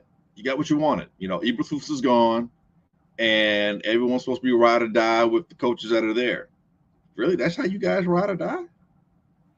They came out like crap for the guy that they admire, they look up to. That got me so fired up this morning, man. You came out for Coach Brown like that, but then you talked all this shit, how he commands the room, how you respect him, how this, how that. You're excited. This is how you show up for him. Well, here's the thing. Going back to the game against San Francisco, I actually didn't think the players looked flat to me as much as it looked like, especially defensively. It looked like, who drove the game plan? This scheme looks off. It's like you guys are doing stuff, and the 49ers are like, okay, you're planning for us running the ball, and we're just going to keep passing. We'll just keep play action you because, we're not running. So you guys keep doing what you're doing there, and we'll keep doing what we're doing. That looked like there was a game plan. And offensively, as much as there have been times since Thomas took over, it looked like there are things that for Caleb seem to be clicking. It still seems as though it's not happening until the game is out of hand, which to me means the defense may be playing you a little bit differently, which means that you're not coming into the game with something that's working right away, and this is your third or fourth week. And if the defense is playing you differently, and that's when Caleb starts to look better, maybe he catches a heater because they're playing him differently. This seems to be a pattern. I mean, we're all speculating here, but what we can see is you come out slow. And is it flat, or you're just coming out ill-prepared, or you're not coming out in any kind of aggressive way? It doesn't track. We're asking too many questions that have no answers. And right now, this entire organization looks worse each week. And I don't care what anybody says. I don't care what Kevin Warren says. I don't care what anybody who's a pundit, anyone who's a fan, diehard fan, any Chicagoan says this is a great job. This is a great no, it's not. I want to know if I'm Ben Johnson or anybody else down the line who is a name. I want no parts of what's going on in Chicago right now. Nope. Now, if I'm a no name, or if I'm a guy that like I'll take any job, then okay, I'll take any job. But if I'm a big name, there are going to be other opportunities. Look, the Giants right now, as bad as they look on the field, perception-wise, everybody, I'm talking perception here. Perception-wise, the Giants have been to more Super Bowls more recently and won them than the Bears have. The Giants, it's New York. We're Chicago. We're cosmopolitan. We're a global city. New York is a bigger cosmopolitan, bigger. So it is probably going to pay more. And perception-wise, it's New York. Whether it's the Giants, it just looked bad too. But the Raiders, that might be an open position. Jacksonville may be an open position. There's a lot of talent in Jacksonville, and you don't have the media scrutiny that you do in Chicago, New York, so on and so forth. There are other places, is my point. I don't have to take Chicago. And if I'm Ben Johnson, guess what I don't have to do? I don't have to leave Detroit. I can stay until I really get the job I want.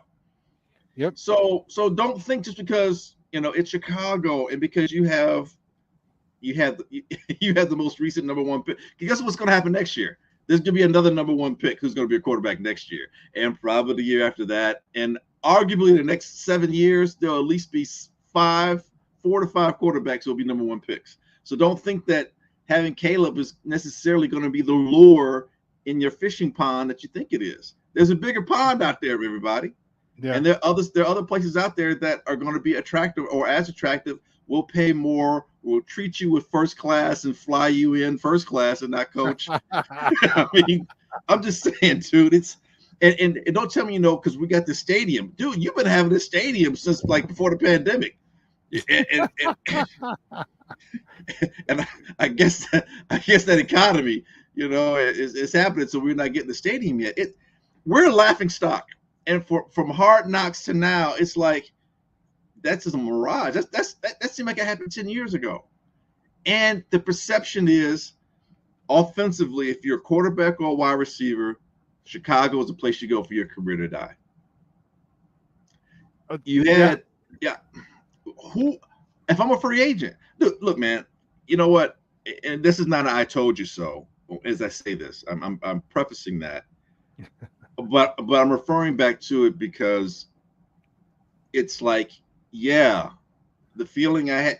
I remember saying when we were deciding whether or not we were thinking whether or not Caleb was going to come to Chicago. And at the time, the perception was that Caleb was too self-absorbed, and his father was involved in things and all this other stuff. And Washington, I thought, was an attractive offer at the time. But what I said was, and I said on various platforms, if I'm Caleb's father, if I'm part of his team, if I'm his agent, I say, young man, I don't care what Chicago offers you. I don't want you to go there because they don't know what they're doing with quarterbacks. And I'm a Chicagoan. I love the Bears. It has nothing to do with my feelings for the Bears in terms of me loving them or me representing my city. But I've been watching these mofos for a half a century, literally a half a century. And I've seen this. We've seen this. If you've been watching objectively, you've seen this. It's not a place you want to go if you're a rookie. It's a place you want to come to if there are certain people in place already and you're a veteran and you can see whatever, and you're in that one spot every 20 years where the Bears seem like they're challenging for, the Super Bowl. But as a rookie, it looks really bad right now, and things can be a lot better. As bad as it's been, the great thing about the NFL is you can almost literally reverse your fortunes from one year to the next. You really can. I've seen that happen as well. So it's not like all is lost. But as frustrating as FUCK right now to see this play out in front of our faces in real time in a place, in a land of social media where the access is more accessible for the fans, players. Dude, you don't think people talk in the NFL? You don't think other players are talking? You're not going to be able to track free agents. So all that money you thought you had in terms of having the rookie, who are you really going to get? Who are your coaches going to be? The only way you can get players is to trade for them, and they're probably going to want to leave. Like DJ Moore would never. I mean, DJ Moore wouldn't have come here if he didn't get traded. Keenan Allen wouldn't have come here and signed here if it wasn't because he was traded. I mean, this is god awful. And guys, we're joined by Glynn Morgan, draft analyst, talking Bears football here at Shawn and Maya in the morning on Sports Zone Chicago. No, I don't trust Poles to make another coaching hire. I don't, because I have to believe he was part of the Shane Waldron hiring. He wasn't all Eberflus. And again, this season, the first two coordinators that were fired were Bear picks. Getsy out there in Las Vegas land, and here when we had Shane Waldron. And Eberflus, he signed off on Eberflus. Obviously, Eberflus was one of the finalists before Poles got here, but he signed off on it. And that's the thing, is like he didn't, so technically, yes, he hired him, but he hired him from a pool. Like that wasn't his guy. Like here are the three candidates, you pick one. It's your decision. And it's like, so if those rumors are true, then it's really not your decision. I get to pick from what I'm given. You didn't get to pick from the whole pond. Exactly. And so now, I don't know if I would trust him with another one because, again, Eberflus probably isn't his guy. As you said, as you mentioned, he was interviewed before Poles was brought in. So I don't know if I do that, but in the whole thing about the Shane Waldron thing, that's damning. That's damning because you have to understand that what kind of head coach are these coordinators playing for? Because no one gave Shane Waldron shit in Seattle. Why? Because you had Pete Carroll behind you. Pete Carroll wasn't putting up with anything. You want to act a fool? Good, you're out. So he had Big Brother behind him, so you didn't have to worry about, players disrespecting or not liking everything because you had Pete Carroll. And remember, Jackson Smith and Jigba gave us a forewarning at Super Bowl week. Remember? He did. He really he's did. Like, that's tracking. That's aged really well. Yes. Unfortunately, it's aged really well. Yes. So, and we didn't. And again, I was confused. I was bamboozled as well because I stood on the table for this guy, pounded the table, and like, this guy can do it. Well, maybe he can do it if he's got a Pete Carroll behind him who knows how to run the show. And we didn't have a Pete Carroll who knew how to run the show. I mean, I look. Again, the question: do I trust Paul? No, I don't. A lot of my trust is earned. Yeah. And I believe I can equivocate right now on that, because for the several things you can point to that Poles has done well, you can also point to almost as many things that have been detrimental and actually undermined what he did. Kind of cutting your nose off to spite your face. Okay, you get Caleb and you move on from Justin, understandable. And you got the first pick and you got the 9th pick overall. You got 2 top 10 picks, and you've got free agent money, and you made a trade to get Keenan Allen, and you've got DJ Moore. You're probably going to draft a Dunze. And did you address your line?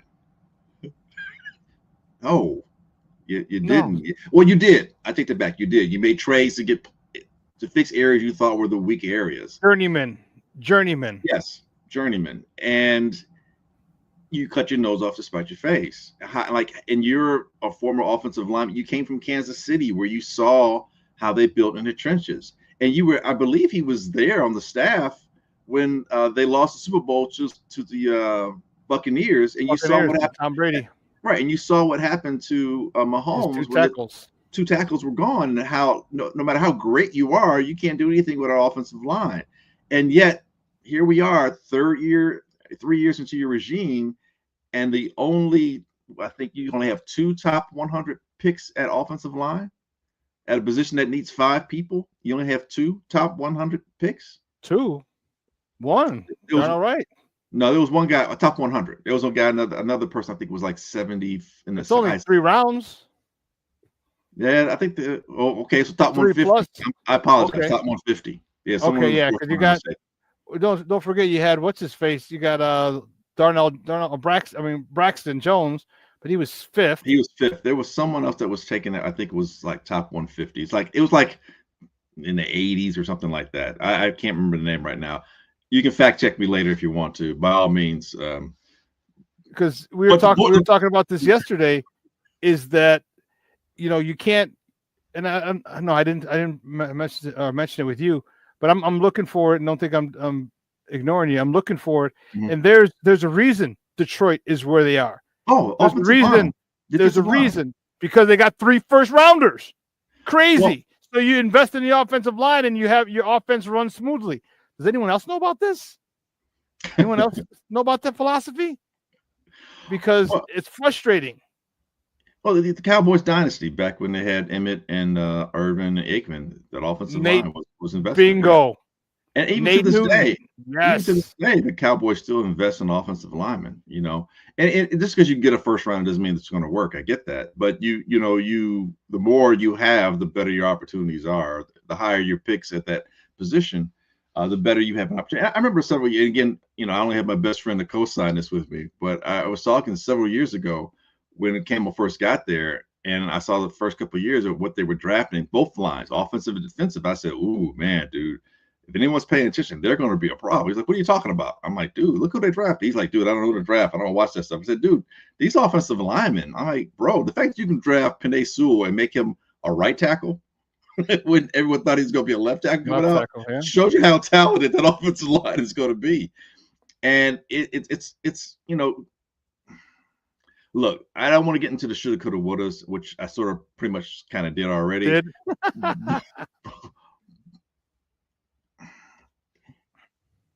These things have I guess to my point, or to the point I'm trying to make is it wasn't all just a Washington play. I think that was just, a revelation, so to speak. But these things have been underpinnings. I did say before the season began, I've still been a firm believer back. I'm not saying drafting Caleb was the wrong thing out of talent perspective. It's not because he's had nothing to do with this about his talent, but you had a draft, this past draft. You had one where you had several really high talented caliber picks or players at positions that the Bears needed help at. You had several edge rushers, you had a few defensive tackles, but you had a litany of offensive linemen. Yep. A litany. We didn't address one until the 4th round with Amagaji, and he was out of Yale and he was slightly injured when we got him. And I know drafting. Yeah, draft, and I think I mentioned last time I was on your show, hubris. That was a hubristic pick because it's like you're saying we got him so he can be the swing, offensive lineman because we're set. No, you're not. And they also had wide receivers, which we got one. And they had quarterbacks, which we got one.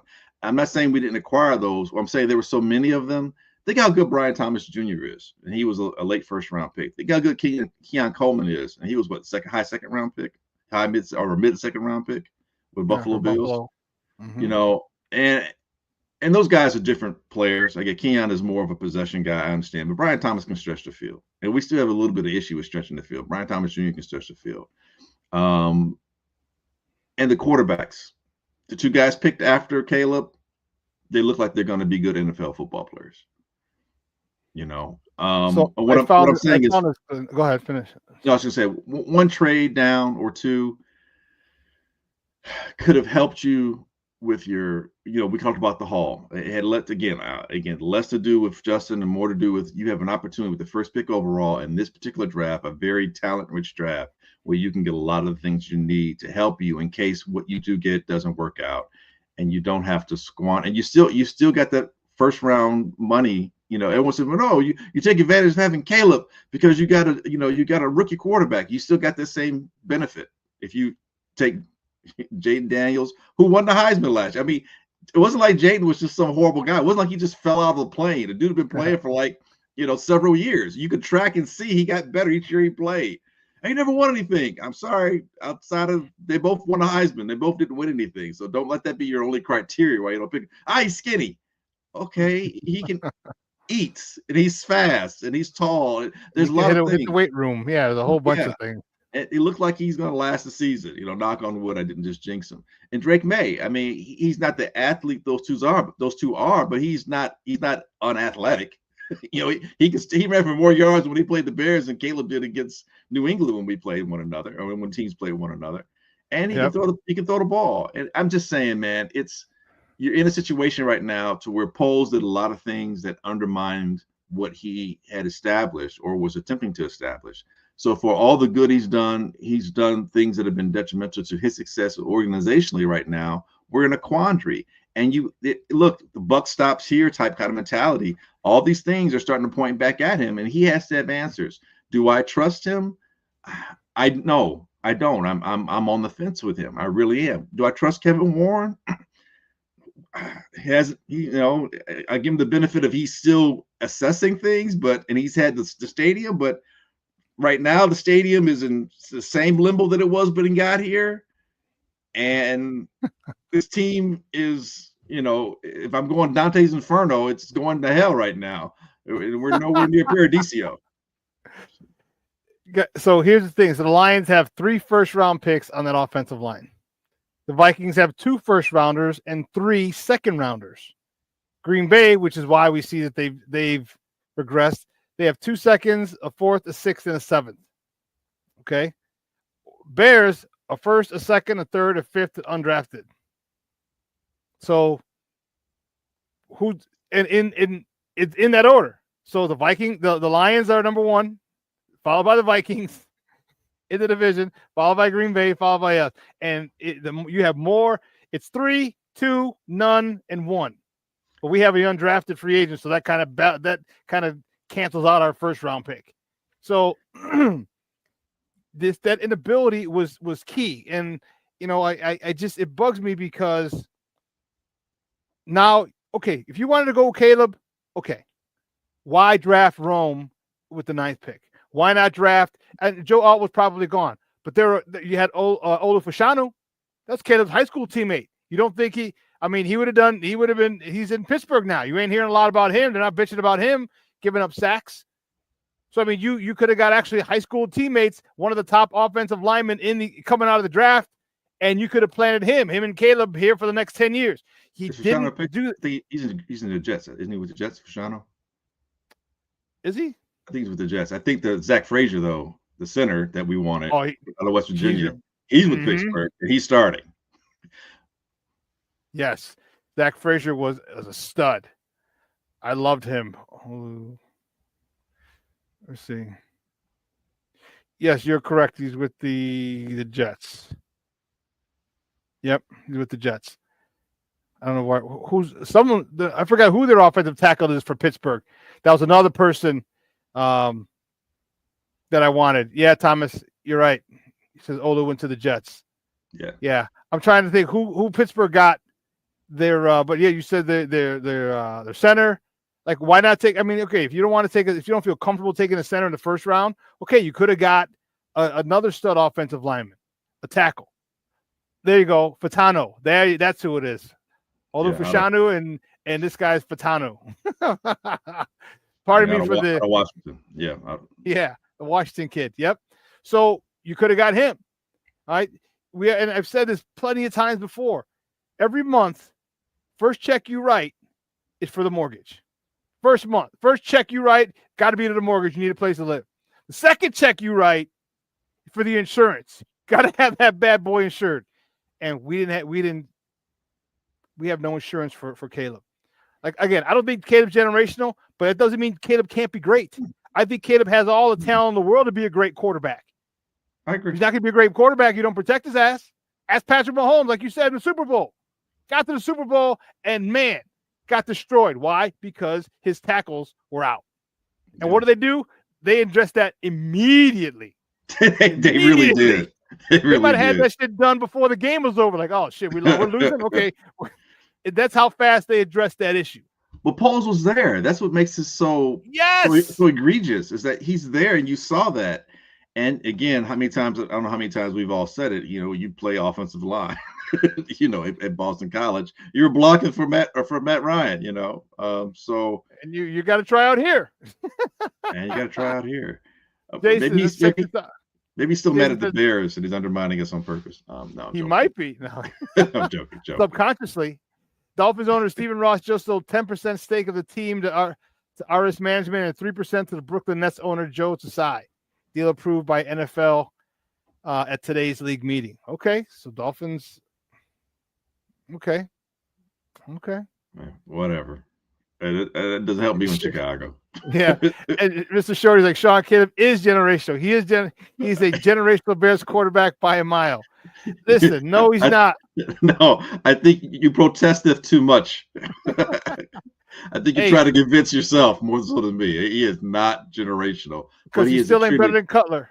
He's still not better than Cutler. Well, not he's a rookie, so you gotta give him time. Right. But yeah. Caleb is talented, and most rookies struggle with accuracy when they come into the league. And there are times where when Caleb gets on a heater, you're like, wow, okay, those are the wild things you see when he's able to maneuver a little bit, and when he starts passing and he's making those special passes. And that's fine. You just it has to be sustainable. You have to continue doing that, for the most part of the game, not just like 15 minutes or 10 minutes here or there. And week in and week out. Right. And the thing is, you can't put all that on him. And I think that's another issue I had. This Bears organization was putting too much on this young man to come in and be a savior. And I'm like, dude, it doesn't work that way. It really doesn't. Look, you think about Andrew Luck when he got to the league, and he was replacing Peyton Manning. And obviously the Colts had went 1-15, I think, the year before Andrew came in. Peyton had the injury, traded, or he left and went to Denver, so on and so forth. And he comes in, he being Andrew Luck comes in, and they go 11-5. They even lost the head coach. Pagano couldn't be the head coach because he was battling cancer. Yep. And so, trying to think the coach. He ended up coaching Tampa Bay for the Super Bowl. He actually came to. Thank you, Arians. Actually came to the Bears. Arians becomes head rookie or not rookie, but he becomes head coach of the year, and he comes to Chicago, and they don't hire him. Totally goofy. But anyway, I'm getting sidetracked. My point is that Andrew Luck is talented, and to me, Andrew Luck, we used to say can't miss prospect before generational. That was the catchphrase. Yeah. Can't miss prospect. To me, Andrew Luck was a can't miss prospect. There was very little weakness to his game at all that I saw in college. And he gets there, and they go to the playoffs. They go 11-5. But it wasn't like that team was a true 1-16 team. They lost Peyton Manning. Peyton did a lot for that team, and they were in transition, new coaching, some coaches at different positions, all that kind of stuff. But the players were still there. They still had talented offensive linemen. They still had talented receivers. They still had talent that was already there. It just had to be, coordinated. And that's what Arians did, because your coordinators, offensively and defensively, are the lifeblood of any team. But my point is that it wasn't like Andrew Luck just came in and solved all their problems. But he definitely was an elixir. He was part of the ingredient, a main ingredient that they needed so that could come to fruition. It's very rare you see somebody go. I think Stroud might be the strangest case, of all, where you come to a team that was so bad, had been bad. Like the Colts were really good, were a playoff team, then had one really bad year because they lost Peyton, and then they're a playoff team again. But a lot of players are still there. Texas has been bad for a long time. Okay, so there was some talent there, but unproven talent. And there's a right mix at the right time with the right coaching staff, all that stuff, and Stroud being in place and what have you. But that's one situation out of decades that I've seen this happen. And you come in here, and I guess the Bears felt that everything was in place, but your coaching staff was still a question mark. Your offensive coordinator wasn't in place. Your head coach had question marks. He saved his job at the end of the year. It wasn't like he was emphatically the guy that was going to be your leader going forward. Your offensive line had never been in place. You had problems with offensive line since you've been here. You didn't solve them. They were a little bit better, but as much as we malign, or as much as not we, but as much as Justin was maligned for not being the quarterback that you wanted, there are a lot of things he did that made this team look relevant. And him running probably made the line look a little bit better at times. You only had one receiver. Score games, yeah. You only had one receiver, DJ Moore. You didn't have, a strong list of receivers. Your defensive line, your defense looked to be the best, but you still had questions on the defensive line. You didn't have another outside edge rusher on the opposite side. You still didn't have a true three technique at that position to really make that defense go. And you came in at quarterback, okay, it's all on you, young man. And you didn't have a veteran in place for him to learn under. So you basically, you gave him the job. I'm not saying I'm not saying that Caleb didn't do anything to earn it. What I'm saying was you gave him a job. It's like if I went to a job and there was no one there and I had never done that job at that level, specifically for what that corporation needed. Like, sure, I worked camera in college. I come here and all of a sudden they put me on live shows and I got to work, a jib camera, or I got to work a Steadicam. Well, yeah, I've had in college I did some stuff, but I got to come here and it's like a Beyonce concert. All right, go. It's on you. Figure it out. Yeah, what the hell? Figure it out quick, kid. I thought you said this guy was talented. Yeah, he's talented, but he's never done this before with that type of, all those things going on around level. You. Yeah, it's a lot, and you're entrusting him. And there's no veteran. There's no one there to kind of say, this is how we do what we do. This is how we troubleshoot if this happens.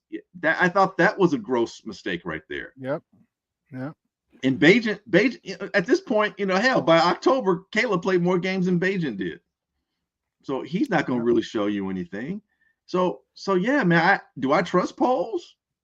No, man. Is there someone better? I don't know. Maybe. I'm not saying you really might need to look at this situation and say we just need to purge. If we're not going to screw this kid up anymore, purge everything. You think about my guy Goff when he was with the Rams, and Jeff Fisher was his coach, and Goff looked like, oh my God, this is a bust. Why'd you draft this guy? Wirtz looked better. Carson looked a lot better at the time. It's like, man, dude, how'd you miss out on California? I mean, like, he don't have a strong, all the things that you start nitpicking at just escalated. And then you get McVay comes in there with his staff, and all of a sudden, dude, they're a playoff caliber team. And golf is in a shootout with Mahomes, where it's like one of the most enjoyable games, in terms of the straight shootouts that we've seen in quite some time. And he's passing for 3 or 4 or 5 touchdowns, and he's putting up big numbers, and eventually get to the Super Bowl.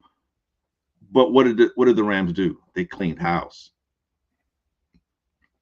I don't know if they cleaned house with the GM or not. I can't recall, so I don't want to be disingenuous there.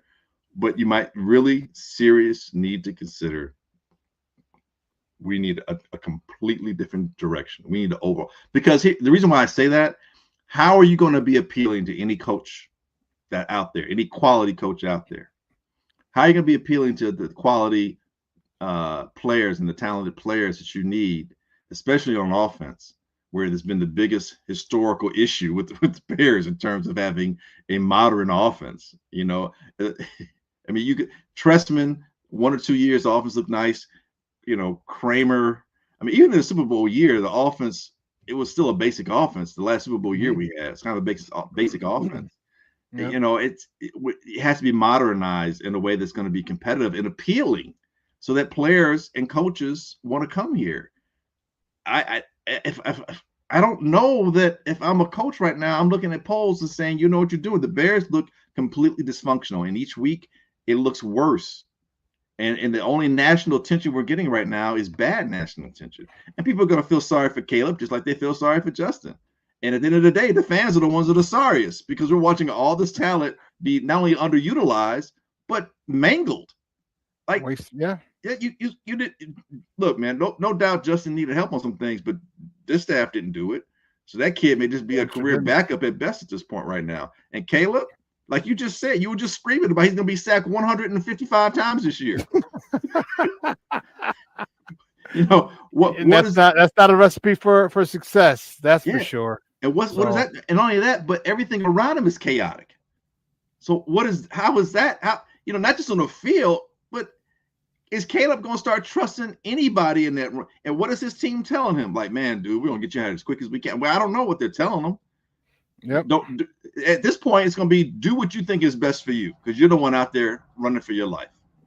And once that starts to happen, no one's trusting anybody right now. So you guys are asking me or asking us, or you're opining out loud, do you trust polls? I don't fucking trust anybody right now in that organization.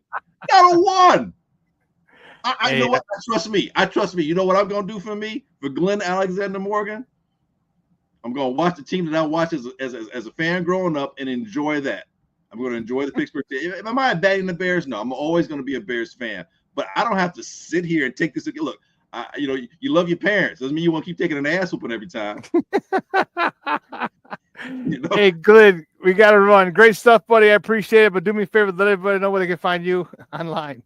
Hey, as you mentioned before, you can find me at True Glynn Morgan on Twitter/X. I can't lead with X. I just can't. It just sounds weird. Also, too, you can catch me out there on YouTube land with Easy Smoking and GM Podcast. So you get to see this ugly mug, and you get to see the other guys that I talk with as we go at it. And again, we keep it 100. We do not hold back, and we let you know exactly what we think and exactly how we think the Chicago fans out there are feeling. So appreciate you, brother. Again, my apologies early on. Apologize to you for that, most definitely. But yeah, man, thank you as always for allowing me to share some of your space. Hey, as always, man, love talking football with you, man. We'll be in touch soon. All right, bro. All right, thanks. All right, guys. Hey, that's Glynn Morgan, draft analyst from formerly of NBC Sports Chicago. Does a little work for the Big Ten Network, and love talking football with him. So we got to go. We had to go, folks. Everyone here at Sports Zone Chicago, guys, have a phenomenal day. If you're in the Chicagoland area, it's cold. All right, dress up, layer. You know how to do. All right, do me a favor. Let your loved ones know you love them. All right, time and tide wait for no man. Things happen really, really, really fast. So let your loved ones know you love them. All right. So for everyone, we're going to replay this at 6:00 tonight. All right. So for everyone here at Sports Zone Chicago, guys, I'm your boy, the SuperBack, Shawn Sierra. Have a phenomenal, phenomenal day. I will see you on Friday. Your boy is out.